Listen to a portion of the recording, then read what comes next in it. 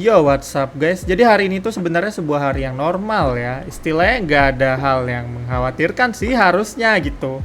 Apalagi seharusnya kita tadi dapat kabar happy mengenai PV barunya Naruto ya kan, yang spesial 20 tahun Road to Naruto. Tadi itu keren lah, istilah epic ya kan. Tapi barusan gue nontonin beberapa YouTuber finance yang ngebahas keuangan gitu. Mereka nggak saling relate, nggak saling berhubungan satu sama lain, tapi rata-rata pada ngebahas sesuatu yang serupa gitu. Di 2023 bakal ada resesi yang besar-besaran dan bahkan ancaman PHK. Terus Graham Stephan juga mengatakan kalau itu bakal jadi the next depression. Terus Raymond Chin juga bilang 2023 menuju kehancuran dunia. Waduh, opo iki?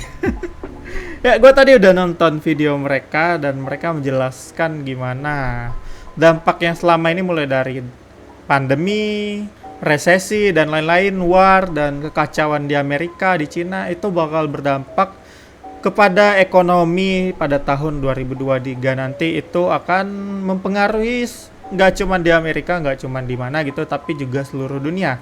Mungkin kita juga udah ngerasakan sedikit-sedikit dampaknya kan, bahkan udah cukup banyak juga, kayak inflasi juga, harga pada naik ya kan, BBM naik dan macem-macemnya.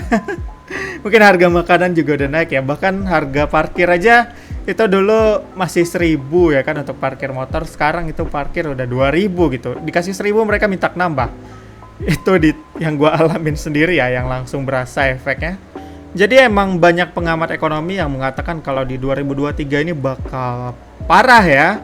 Ya memang mereka bukan peramal gitu, dan bisa aja mereka salah ya kan, kita tahu itu. Istilahnya nggak harus kita percaya sepenuhnya, kita harus percaya pada diri kita juga. Tapi mereka juga mengatakan hal-hal tadi berdasarkan analisis data mereka ya, jadi kita perlu nge-tag itu sebagai consideration lah. Jadi mungkin di tahun 2023 nanti dan nggak cuma berhenti di 2023, jadi mungkin juga masih terus berlanjut beberapa tahun ke depan. Ekonomi akan pada masa buruk-buruknya atau pada masa gelap-gelapnya ya.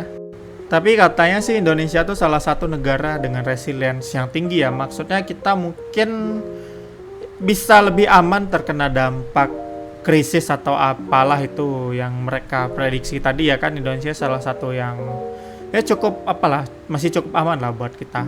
Tapi bukan berarti kita bisa berleha-leha dengan hal itu ya kan. Dari apa yang gua dapat tadi dari nontonin video mereka itu ya, intinya kita harus siap-siap lah untuk apapun hal buruk yang akan ada di 2023 menimpa kita, krisis ekonomi tersebut. Jadi ya yang paling basic buat dilakukan mungkin nge-save duit ya.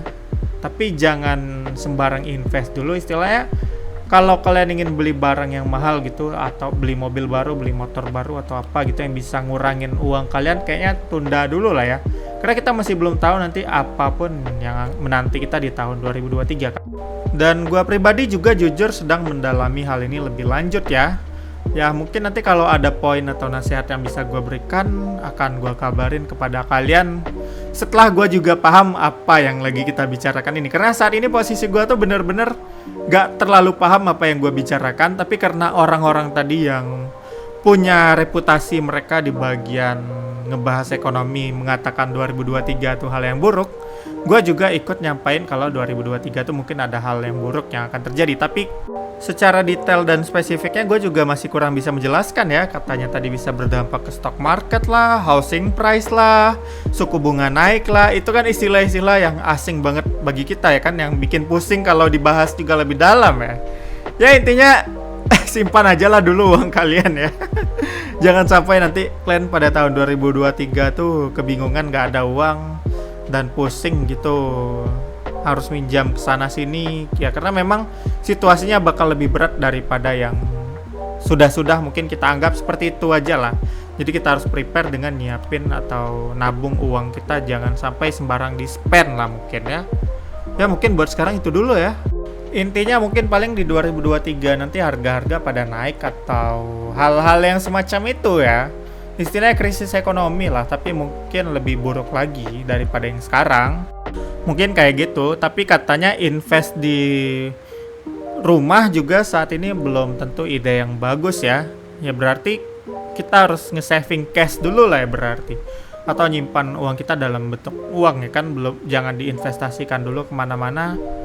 Mungkin kayak gitu ya, entahlah ya. Mungkin kalau kalian ada yang ahli ekonom lebih paham mengenai hal ini, silakan bantu jelasin di komentar. Nanti kalau penjelasan kalian memang lebih rinci, akan gua pin di komentarnya supaya bisa dibaca-baca sama yang lain ya. Ya intinya kita harus nyimpan uang aja lah mungkin ya, paling intinya kalau kita punya uang dimanapun ceritanya kita bakal aman gitu mungkin. Oke lah, gua rasa itu dulu.